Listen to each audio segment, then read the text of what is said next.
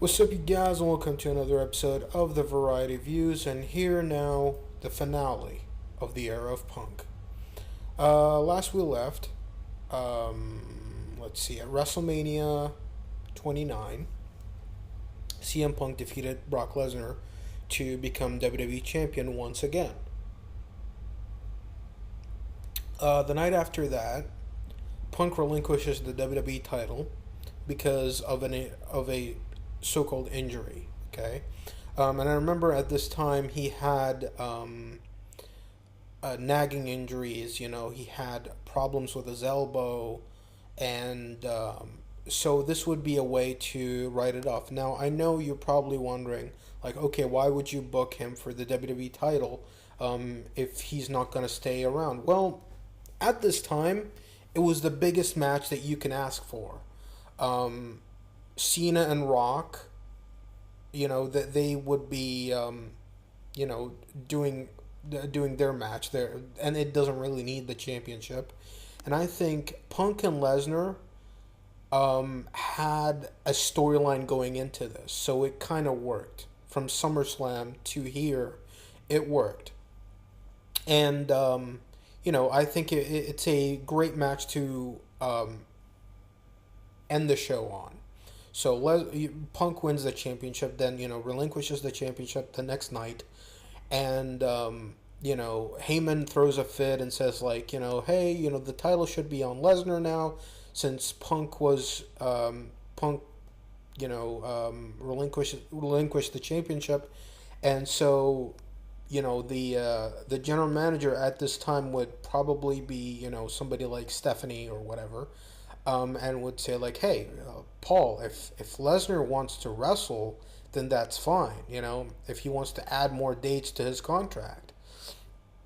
And Heyman said, like, no, we didn't agree to this. And he says, like, okay, if he wants the championship, he needs to wrestle.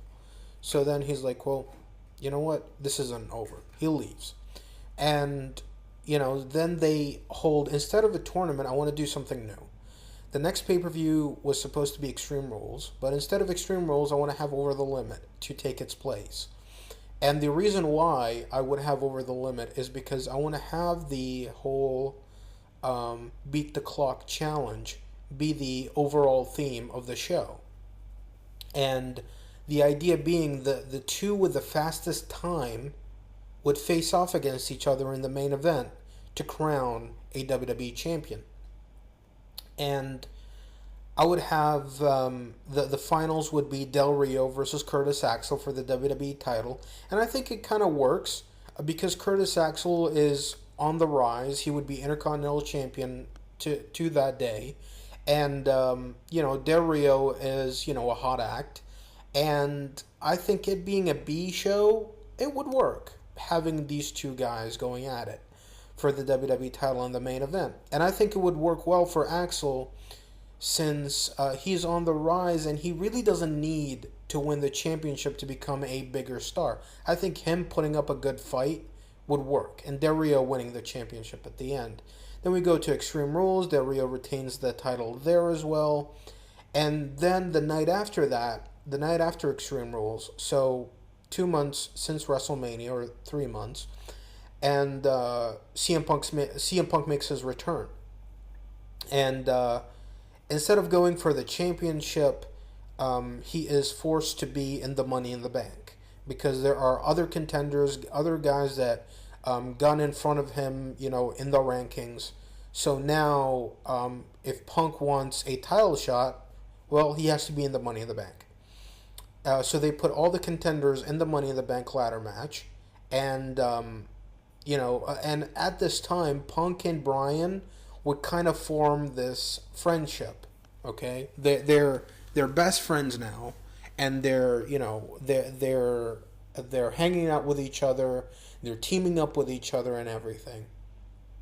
And at one point, Paul Heyman makes a return, and he's like, "Don't trust this guy. Don't trust Punk. Yeah, if you think that I'm a sniveling snake, then he's the fucking devil. There's nobody more sinister than Punk." And Punk is like, "What?" And he warns Bryan of Punk, warns Bryan that Punk will turn on his best friend just to get ahead. And and even at one point, Cassius Ono becomes a Paul Heyman guy, and Heyman starts managing Cassius Ono, and he's like, ask this guy. He was Punk's best friend at one point, and Punk turned on him. And you can do a little mini feud with Punk and Cassius Ono on Raw, and going on to Money in the Bank, and Punk is in the match. Brian is also in the match, and there would be a spot where all these guys are on the outside, and Brian is Punk puts up the ladder, and he's looking at Brian, and then both men are on top, and they're like, and he's asking Brian, hey, jump on them, do this crazy spot, kind of like what Matt Hardy does with Jeff, in the old matches. And he's like, jump on them, just do it. And then Brian, being this, very trustworthy, good guy, he would jump on the other guys. He would jump on all of them, and puts his body on the line. And Punk is like, holy shit. And then he looks up top, looks at the carnage on the outside, and then he slowly gets up the ladder. Looks at the outside, slowly, and he kind of has this hesitant look on his face, and it's like, oh, and then he grabs the briefcase, and he becomes the Money in the Bank winner. So the next night on Raw, Heyman says to Brian, see, I told you that Punk is the devil, and blah blah. Punk kicks Heyman in the face, and he asks Brian, hey, don't listen to him. There would be a little bit of miscommunication going on here and there, tag matches and blah blah. And you can do Brian and Punk versus Del Rio and somebody, and Del Rio pins Brian, and Brian is the number one contender for Del Rio's title at SummerSlam, but he loses a few matches, loses like tag matches and stuff like that, because of miscommunication between Punk and Brian. Go on to SummerSlam. On the undercard as well, John Cena wins the world title. It doesn't matter against who. It can be, you can have it against Christian. He wins the world title. As for the WWE title, Daniel Bryan defeats Alberto Del Rio, wins the WWE Championship. Punk comes out, and he's got his briefcase. It looks like he's going to cash in, but instead he hugs Bryan. And there's confetti filling the arena, and they're all happy together. And Punk, as he's holding up Bryan's hand with the championship, he's looking at his briefcase. Then he looks at Bryan, and says, no. And Bryan, he smiles at Punk, and Punk smiles back, and he's like, and Punk throws down the briefcase, just showing that, I'm not going to do this. Goes on to Hell in a Cell. And it's Bryan versus Del Rio inside Hell in a Cell. Because there are matches on Raw where it would end in a schmoz, where it's Daniel Bryan and Del Rio, and there would be interferences here and there. Punk would cost Bryan the match, but via DQ, because he was like, he hits Del Rio with a steel chair, and he's like, oh, he hit me first, and blah blah. And Bryan's like, what the hell are you doing? So Hell in a Cell, it's going to be Bryan versus Del Rio. Vince McMahon comes back, and he's like, it's going to be Dan Bryan versus Alberto Del Rio inside Hell in a Cell. And to make sure that everything is going to be called right down the middle, I'm appointing a special guest referee. And tonight, it's going to be, CM Punk versus somebody from the Authority. I would say, a guy like Kane, okay?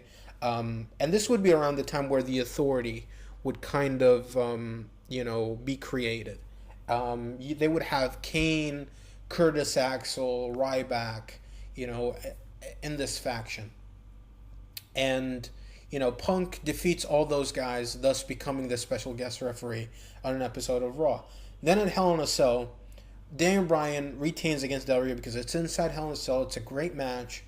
And Bryan, retains the championship.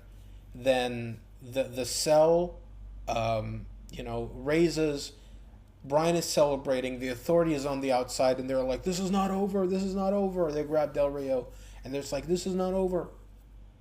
And then Bryan turns around, and Punk hits him with a briefcase. Turns on Bryan.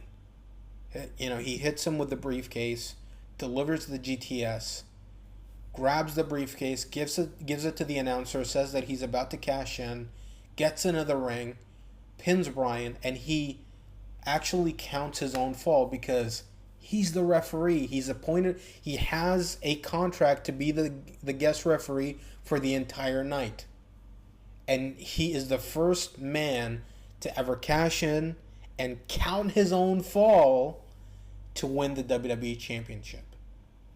And history is made. CM Punk has turned, and now he is part of the Authority. And now he is the WWE Champion. He is now Corporate Man Punk, the WWE Champion. And I'll leave it at that. So far. And check out my my final episode. And this is part 1 of the finale. Part 2 is coming up, and it's going to be the final chapter of the Punk era. I hope you guys enjoyed this. Rate, comment, favorite, happily subscribe, and share with your friends. Share it with everybody. And check out my next video. We'll be talking about something else.